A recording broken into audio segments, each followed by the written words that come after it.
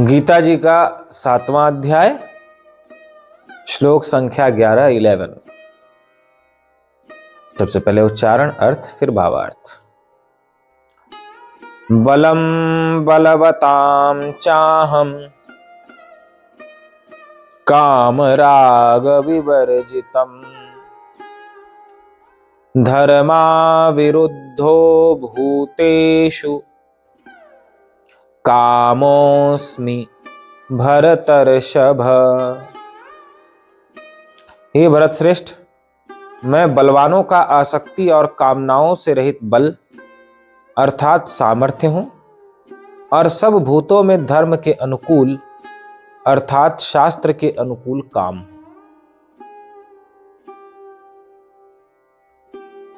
कल ब्रह्मचर्य को लेकर चर्चा हो रही थी। आज के श्लोक में भगवान ने पुनः इस ओर संकेत किया है। अपनी विभूतियों को भगवान बताते हुए आज पुनः अपनी ऐश्वर्य शक्ति का वर्णन कर रहे हैं। सूर्य में प्रकाश में हूं, चंद्रमा में शीतलता में हूं, पृथ्वी में गंध में हूं, अग्नि का ताप में हूं। इस जगत में जो कुछ भी शक्ति सामर्थ्य से युक्त कुछ भी दिखाई पड़ रहा है, वह सब भगवान की शक्ति सामर्थ्य से ही संचालित है। किसी में अपनी कोई सामर्थ्य नहीं है, सब भगवान की शक्ति से ही कार्य कर रहे हैं। इसलिए यदि किसी में कुछ विशेष शक्ति दिखाई पड़ रही है, विशेष ऐश्वर्य दिखाई पड़ रहा है, तो अभी भगवान की ही शक्ति और ऐश्वर्य है। ऐसा विस्तार के साथ बताते हुए भगवान हमें यह संकेत करते हैं कि आप किसी को भी सामर्थ्य वाला मत जानो। इस जगत में किसी की अपनी कोई शक्ति नहीं है, न तुम्हारी है और न जगत के किसी भी प्राणी पदार्थ की है। मैं ही परम शक्तिमान हूं, ऐसा जानकर सब में मेरी महिमा को देखो। भगवान की महिमा का हम दर्शन कर देखो। प्रभु की कैसी महिमा है कि वृक्ष हमें फल दे रहे हैं, छाया दे रहे हैं। प्रभु की कैसी महिमा है कि हम श्वास ले पा रहे हैं। प्रभु की कैसी महिमा है कि सूर्य आकाश में टंगा हुआ है, पृथ्वी अंतरिक्ष में टिकी हुई है, तारे नक्षत्र अंतरिक्ष में आकाश में टिके हुए हैं। प्रभु की कैसी महिमा है कि मछलियां जल में रह रही हैं।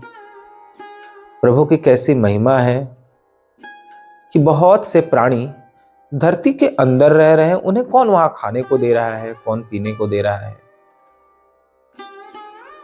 यह सब कुछ प्रभु की ही सामर्थ्य से संभव है।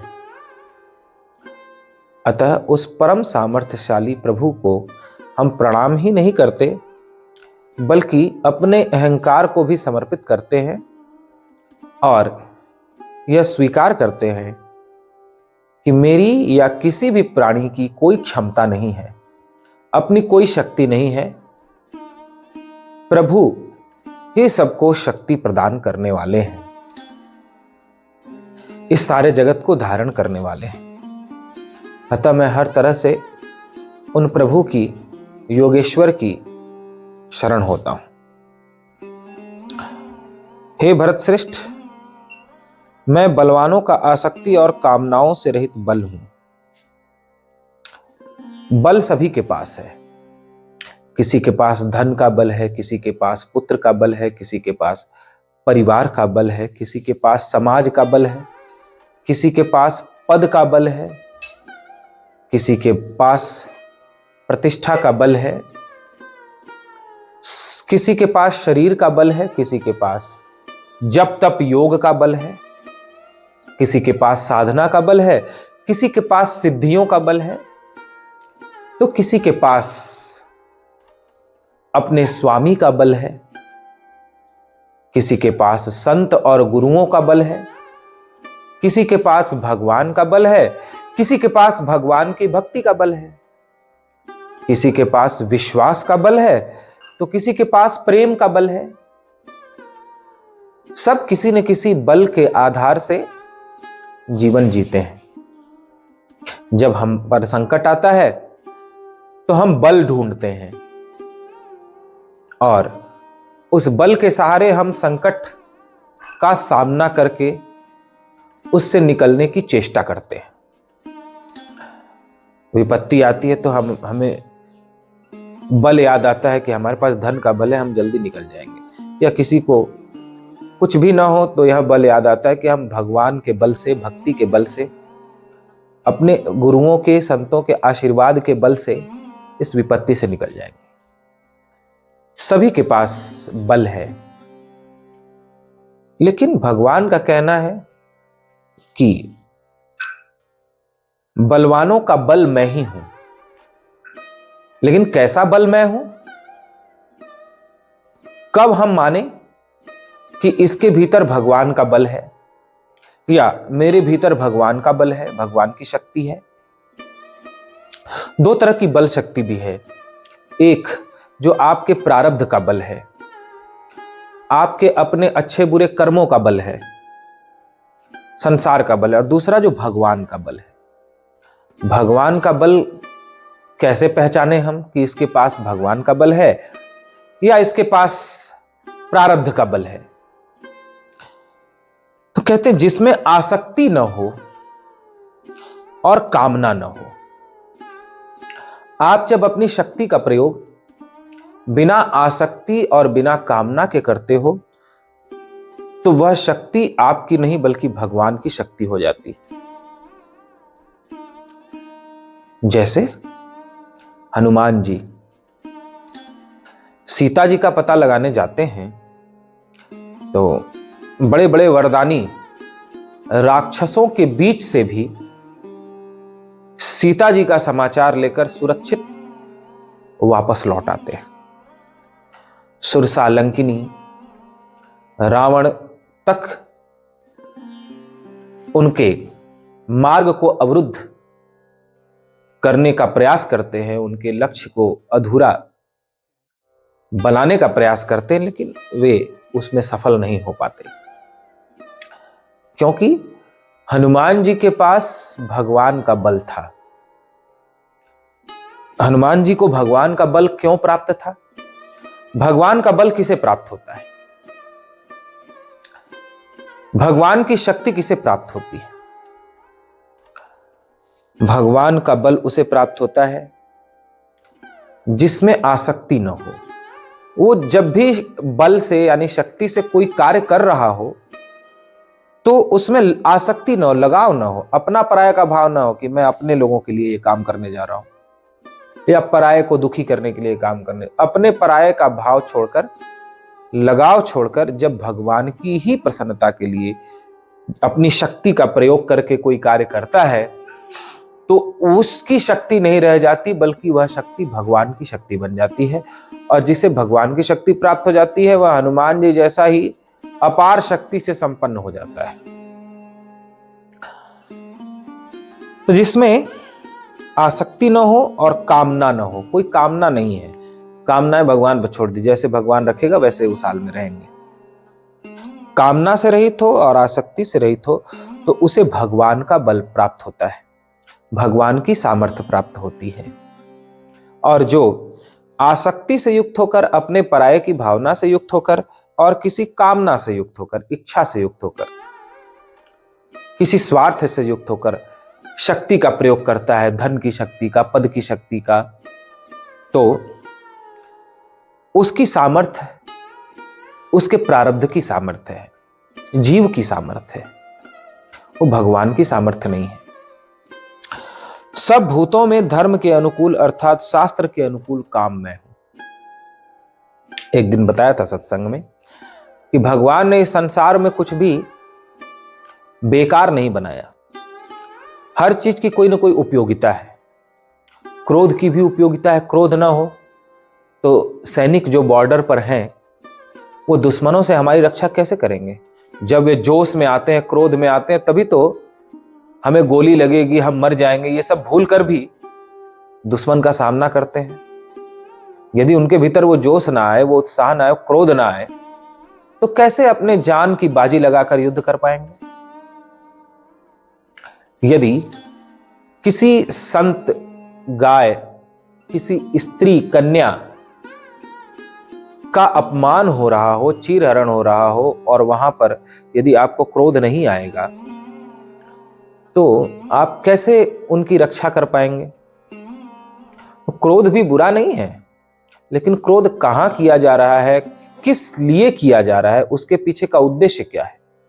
आप धर्म की रक्षा के लिए या किसी असहाय की रक्षा के लिए क्रोध कर रहे हैं, या फिर अपने निजी स्वार्थ के लिए, अपने अहंकार को ऊंचा रखने के लिए, अपनी बात को ऊपर रखने के लिए क्रोध कर रहे हैं? इन दोनों में बड़ा अंतर होता है। तो क्रोध भी बुरा नहीं है यदि वह क्रोध किसी पवित्र उद्देश्य के लिए किया जाए। चोरी भी बुरी नहीं है यदि वह चोरी किसी पवित्र उद्देश्य के लिए की जाए। यदि कोई चोरी से धर्म करता है, चोरी करके यदि कोई किसी गरीब की, असहाय की सहायता कर देता है, तो वह चोरी चोरी नहीं कहलाती। अब हिमाचल में एक क्षत्रिय परिवार का था। रात्रि के समय कुछ कसाई गाय ले जा रहे थे काटने। उसने शराब पी और डंडा लेकर कसाईयों के पास दौड़ पड़ा और मारते मारते कसाईयों को मार डाला, गायों को बचा लिया। तो उसका शराब पीकर क्रोधित होना, ये तो धर्म हो गया। यह कोई अधर्म नहीं हुआ, क्योंकि शराब किस लिए पी? कि शराब पी करके हमें गायों की रक्षा करनी है। जब तक मैं शराब नहीं पीऊंगा तब तक कसाईयों का अभय होकर सामना नहीं कर पाऊंगा। शराब पी लूंगा तो मुझे पता नहीं ये मुझे मारेंगे कि नहीं मारेंगे, मुझे कोई विचार नहीं आएगा। इसलिए उसने शराब पी और फिर डंडा लेकर कूद गया और मार डाला उन्हें, तो गायों की रक्षा किया। तो वहां पर क्रोध करना बुरा नहीं हुआ, शराब पीना भी बुरा नहीं हुआ। इस संसार में कोई भी चीज बेकार नहीं है, व्यर्थ नहीं है, बुरी नहीं और अच्छी भी नहीं है। घी को यदि आप अच्छा कहते हो, घी बहुत अच्छा है। यदि गाय का घी मिल जाए तो बहुत अच्छा है। अब किसी का पेट खराब हो जाए, उसे घी पिलाओ, फिर क्या होगा? तो घी अच्छा कहा जाएगा क्या? उस समय वो घी अच्छा नहीं होगा यदि उसका पेट अस्वस्थ है। तो उस समय तो उसके लिए छाछ ही ठीक है। भले छाछ सस्ती है और घी महंगा है, लेकिन जिसका पेट अस्वस्थ है उसके लिए तो छाछ ही ठीक है, और जिसका पेट स्वस्थ है उसके लिए घी ठीक है। तो कोई भी वस्तु, कोई भी विषय बेकार नहीं। बेकार होता तो भगवान ने बनाया ही ना होता। लेकिन आप उसका उपयोग कैसे करते हो, इस पर उसका अच्छा और बुरा होना निर्भर करता है। तो कल भी चर्चा हुई थी ब्रह्मचर्य पर, आज फिर भगवान ने याद दिला दिया श्लोक के माध्यम से। धर्मा अविरुद्धो भूतेषु कामोस्मि भर्तर्षभ। धर्म के अनुकूल अर्थात शास्त्र के अनुकूल काम मैं हूं। धर्मानुकूल काम भगवान का स्वरूप है, भगवान की शक्ति है। धर्म के अनुसार जब काम को स्वीकार किया जाता है, वासना को स्वीकार किया जाता है, तो वह काम वासना भगवान की एक शक्ति है। जैसे जितने भी राजऋषि हुए, राजा महाराजा जो जिनके घर संत आए, भगवान आए, जैसे कल कहा था कि संत भी क्या आकाश से थोड़ी आए, संत महापुरुष भी, योगी ऋषि भी किसी माता पिता के माध्यम से ही आए हैं।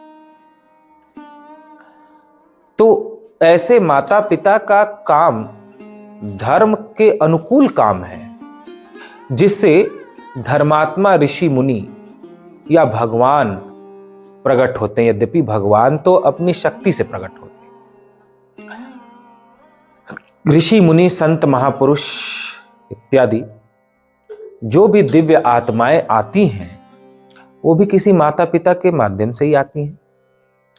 तो ऐसा काम जो संतों को उत्पन्न करे, भगवान का अवतार हो, वह भगवान की दिव्य शक्ति ही है। धर्म के अनुकूल का तात्पर्य जो आनंद की भावना से नहीं, भोग की इच्छा से नहीं, बल्कि या तो संतान प्राप्ति की इच्छा से स्वीकार किया जाए, ताकि हमें धर्मात्मा पुत्र प्राप्त हो जो राष्ट्र की सेवा करे, हमारी सेवा करे नहीं, राष्ट्र की सेवा करे, या भगवान की सेवा करे, हमारी संस्कृति और परंपरा की सेवा करे, सतमार्ग पे चलकर अपने जीवन को तथा अपने से जुड़े हुए लोगों के जीवन को सुखी करे। इस भावना से यदि कोई धर्मात्मा संतान पुत्र पुत्री प्राप्त करने की इच्छा से काम वासना को स्वीकार करता है, तो भगवान कहते हैं वह काम वासना मेरी दिव्य शक्ति है, वह पाप नहीं है बल्कि धर्म के अनुकूल है। किंतु भोग की इच्छा से यदि जीवन भर वह कामी ही रह जाता है, वासना से ग्रसित ही रह जाता है, तो भगवान कहते हैं वह पशु है, उसमें और कुत्ते घोड़े गधे में कोई अंतर नहीं है। और भगवान का यह भी कहना है इस श्लोक के माध्यम से,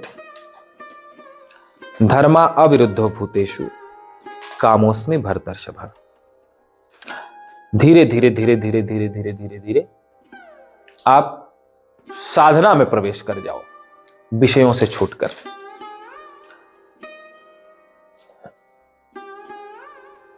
कई आश्चर्य की बातें हैं जो जानने जैसी हैं। आप जब रात्रि में सोते हो, जो विचार करके रात में सोओगे, रात्रि में सोते समय नींद आने से पहले जो अंतिम विचार होगा आपका, उठते समय वही पहला विचार होगा। रात में जो लास्ट में आप सोते सोते सो गए विचार करते करते, तो जो विचार था उठोगे तो सबसे पहले वही विचार आएगा। यह नियम है। ऐसे ही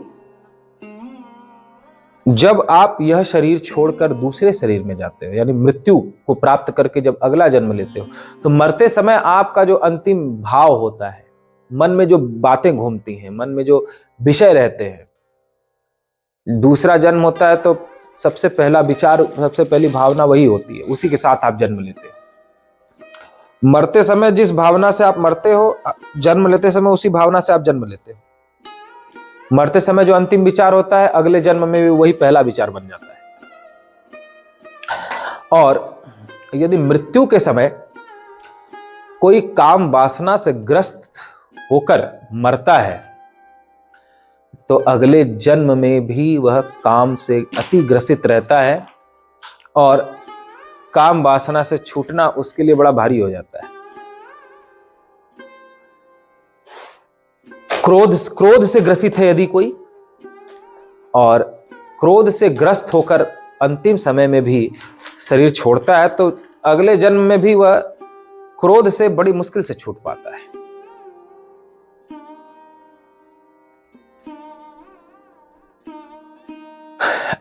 मृत्यु के समय जो भयभीत होकर मरता है, बहुत डरते हुए मरता है, वो मां के गर्भ से 9 महीने के पहले ही जन्म ले लेता है। यह संतों ने खोज की। कई बच्चे ऐसे होते हैं 9 महीने से पहले ही 7 महीने में 8 महीने में जन्म हो जाता है उनका। तो इससे सिद्ध होता है कि पिछले जन्म में वो बहुत डरते हुए मरा है, बहुत भयभीत होकर उसने अंतिम समय में शरीर छोड़ा। तो अगले जन्म में वह जल्दी पैदा हो जाता है, क्योंकि जीवन के प्रति उसकी बड़ी आसक्ति है। मरने का तात्पर्य जीने की, मरने के भय का तात्पर्य क्या है? जीने की बहुत आसक्ति, जीने की तीव्र इच्छा ही मरने का भय है। कोई मरने से क्यों डरता है? क्योंकि जीने की आसक्ति है। तो जीने की जब तीव्र आसक्ति लेकर, यानी मरने के भय से जब वह भयभीत होकर शरीर छोड़ता है, अत्यंत भयभीत होकर, तो वह उसका शीघ्र जीने की चूंकि आसक्ति है तो शीघ्र जन्म हो जाता है 9 महीने से पहले ही। तो इस प्रकार ये जन्म जन्मांतर तक काम, क्रोध, लोभ, भय, अहंकार ये सब पीछा नहीं छोड़ते। अतः कहा जाता है आप लोगों से कि आप धीरे धीरे धीरे धीरे क्रोध से मुक्त हो जाएं, काम से मुक्त हो जाएं, लोभ से मुक्त हो जाएं, राग द्वेष और अहंकार से मुक्त हो जाएं। जो जीवन, जो समय परमात्मा ने आपको दिया है, उस जीवन को काम से नहीं राम से भरें, द्वेष से नहीं प्रेम से भरें, लोभ से नहीं बल्कि परमात्मा के नाम से भरें, क्रोध से नहीं बोध से भरें, विकार से नहीं बल्कि विश्वास से अपने जीवन को भरें, ताकि जब आपका शरीर छूटे तो काम से दुखी होकर, क्रोध से दुखी हो, क्रोध की वासना लेकर, लोभ की वासना लेकर, अहंकार की वासना लेकर शरीर न छूटे, बल्कि भक्ति भाव प्रेम लेकर शरीर सहज छूटे। और जहां जन्म हो वहां भक्त का जन्म हो, या तो फिर भगवान का धाम प्राप्त हो, फिर संसार में ना आना पड़े। यह भावना हम सभी की अवश्य होनी चाहिए। और इस पर जो भी भगवान को पाने की इच्छा रखते हैं उन्हें जरूर विचार करना चाहिए। जो साधना का जीवन जीना चाहते हैं उन्हें इस विषय में विचार करना ही चाहिए। और जो केवल ठीक है हम भगवान का नाम ले रहे हैं, सुबह शाम पूजा कर ले रहे हैं, बहुत है हमारे लिए, जो ऐसा सोचते हैं उनको फिर जैसी भगवान उनको प्रेरणा करें वैसा जीवन जिए। उनका भगवान जाने और वो जाने।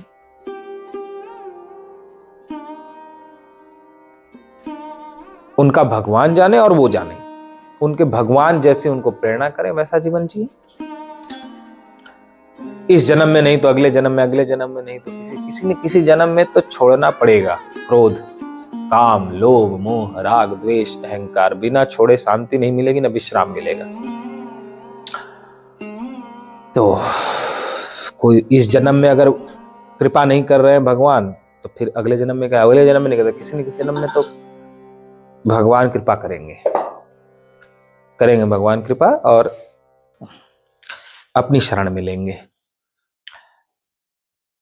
तो कुछ भी बुरा नहीं है, क्रोध भी बुरा नहीं है, काम भी बुरा नहीं है, लोभ भी बुरा नहीं है, मोह भी बुरा नहीं, बल्कि भगवान ने शक्ति बताया। काम मेरी शक्ति है, क्रोध मेरी शक्ति है, लोभ मेरी शक्ति है।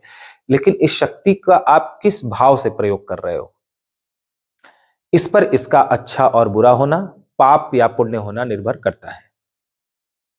अतः आप सभी इस पर विचार करें तो आप सभी का मंगल होगा। बोलिए गीता माता की जय।